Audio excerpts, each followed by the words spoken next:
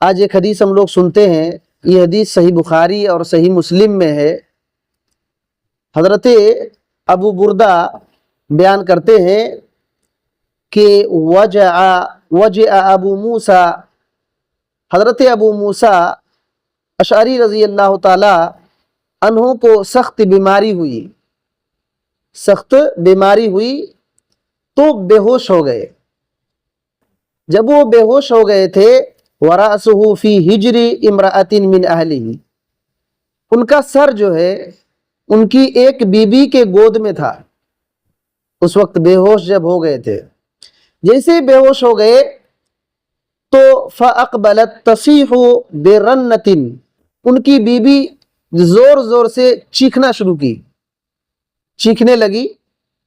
فَلَمْ يَسْتَطِعْ أَنْ يَرُدَّ عَلَيْهَا، حضرت ابو موسیٰ اشعری رضی اللہ تعالیٰ عنہ تو ابھی بے ہوش ہو گئے ہیں، روک تو نہیں سکتے ہیں، روکنے کی طاقت ان کو نہیں تھی۔ فَلَمَّا أَفَاقَ، جب ہوش آیا تو انہوں نے کیا کہا؟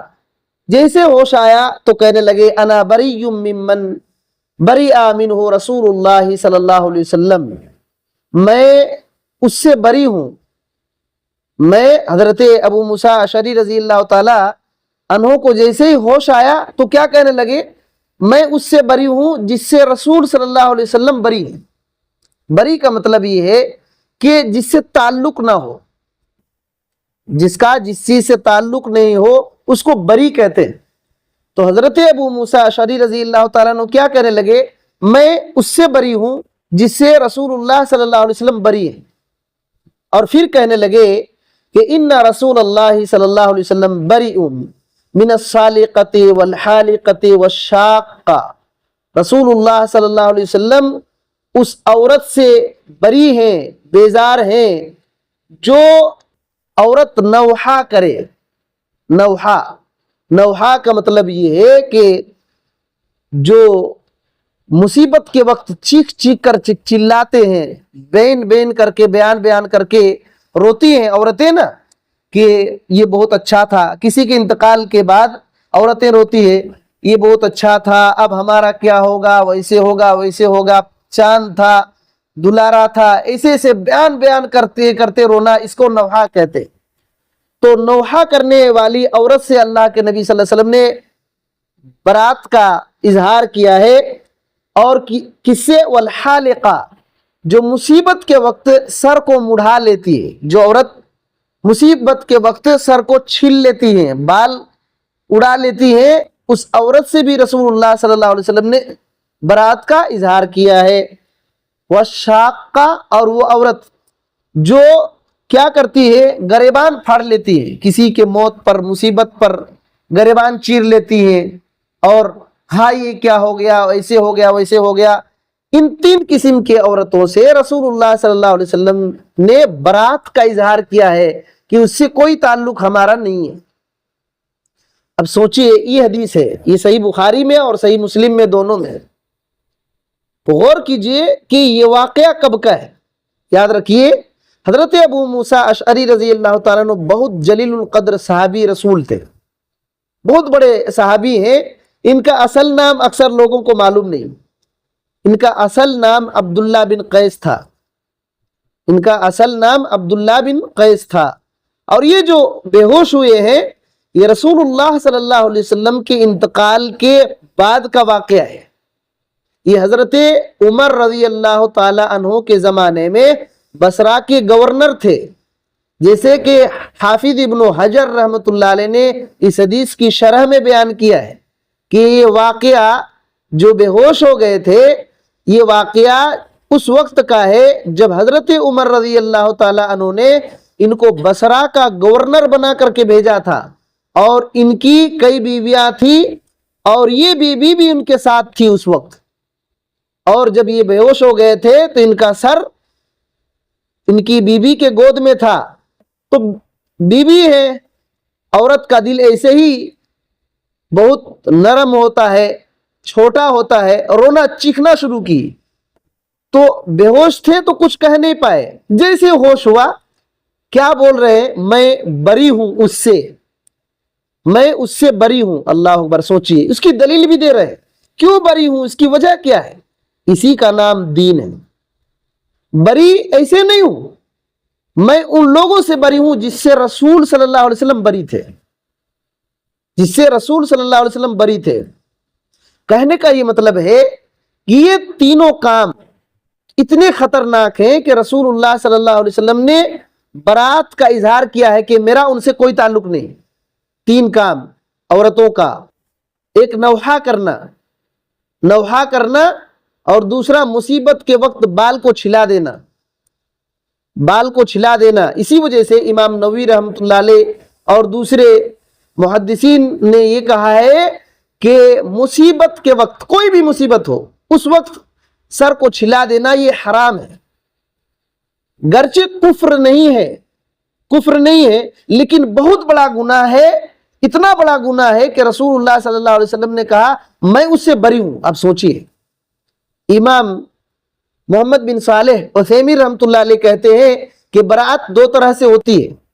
ایک برات اصلیہ، کافروں سے برات کا اعلان کرنا کہ ہمارا اس سے کوئی تعلق نہیں، دینی تعلق۔ تو اللہ کے نبی صلی اللہ علیہ وسلم نے یہاں برات اصلیہ نہیں کیا ہے۔ کوئی مصیبت کے وقت اگر کوئی سر چھلا دے، وہ کافر تو نہیں ہو جاتا، لیکن بہت بڑی غلطی کیا ہے، حرام کام کیا ہے، جسے اللہ کے نبی صلی اللہ علیہ وسلم نے برات کا اظہار کیا ہے۔ اسی وجہ سے اس حدیث کی شرح میں شیخ داؤد راز رحمت اللہ علیہ ہندوستان کے بہت بڑے عالم تھے، اور اسی طریقے سے اور بہت سارے اہل الحدیث علماء اس سے کہتے ہیں کہ یہ مسلمانوں کا طریقہ ہی نہیں کہ مصیبت کے وقت سر چھلا لے۔ کہتے ہیں کہ یہ ہندوستان میں غیر مسلموں کا طریقہ ہے، اور ہم لوگ دیکھتے ہیں مصیبت وقت جیسے کسی کے یہاں مر جاتے ہیں نا کوئی، تو بال چھلا لیتے ہیں۔ یہ مسلمانوں کا کام ہی نہیں، مسلمان کا ہرگز یہ کام نہیں ہے۔ اور اگر کوئی مصیبت میں پڑا تو جزا فضا کرنا یا چیخ کر کے چلانا، یہ غلط ہے۔ ابن عثیمین رحمۃ اللہ علیہ اسی حدیث کی شرح میں کہتے ہیں هذه الافعال عنوان على عدم الصبر، کہتے ہیں یہ سب کام کرنا، مصیبت کے وقت چیخنا چلانا، یا تو سر چھیل لینا یا تو گریبان پھاڑ لینا، یہ اس بات کی دلیل ہے اور پہچان ہے کہ بندے کے پاس صبر نہیں ہے۔ بات سمجھ آ رہی ہے؟ یہ دلیل ہے، یہ ثبوت ہے کہ اس کے پاس صبر ہی نہیں ہے، اس کے پاس صبر ہی نہیں ہے، اور اللہ تعالیٰ نے جو فیصلہ کر دیا ہے اس پر راضی نہیں ہے۔ بندے کو اللہ تعالیٰ کے قضاء اور قدر، اللہ نے جو فیصلہ کیا ہے، جو تقدیر میں اس کا لکھ دیا ہے، اس پر راضی ہونا، اس کے پاس وہ چیز نہیں ہے، اس کے پاس وہ چیز نہیں ہے۔ اور کہتے ہیں بندہ، انسان تو اللہ کا غلام ہے اور اس کا مالک اللہ ہے، اللہ جو چاہے اس کے ساتھ کرے گا۔ اس بندے کو چاہیے کہ صبر کرے مصیبت کے وقت، وہ نہیں کر رہا۔ اور اس میں ایک بات معلوم ہوتی ہے کہ صحابہ کرام رضوان اللہ علیہم اجمعین کو سنت کا کتنا احترام تھا، اتباع تھا، کہ رسول نے اعلان کیا کہ میرا اس سے کوئی تعلق نہیں ہے، تو بے ہوش سے جیسے ہوش آیا فوراً کہنے لگے میرا بھی اس سے تعلق نہیں ہے، حالانکہ وہ کون ہے؟ ان کی بیوی ہے۔ اسی وجہ سے دین کے اندر رشتے کو نہیں دیکھا جاتا ہے، دین کے اندر رشتے کو نہیں دیکھا جاتا ہے کہ یہ میری بیوی ہے، میرا بچہ ہے، یا کون ہے۔ غلطی ہے، کوئی بھی کرے، اسی کا نام دین ہے۔ اگر یہ غلطی ہوتی تو صحابہ کرام رضوان اللہ علیہم اجمعین، حضرت ابو موسیٰ اشعری رضی اللہ تعالیٰ نے غلط کر دیا کیا؟ انہوں نے دلیل بھی دیا کہ رسول اللہ صلی اللہ علیہ وسلم نے ایسا کیا ہے۔ بلکہ مرنے والے پر اگر کوئی چلا رہا ہے، چیخ رہا ہے، رو رہا ہے، بیان کرتے کرتے رو رہا ہے، تو یاد رکھیے مردے کو بھی اس کی وجہ سے عذاب ہوتا ہے۔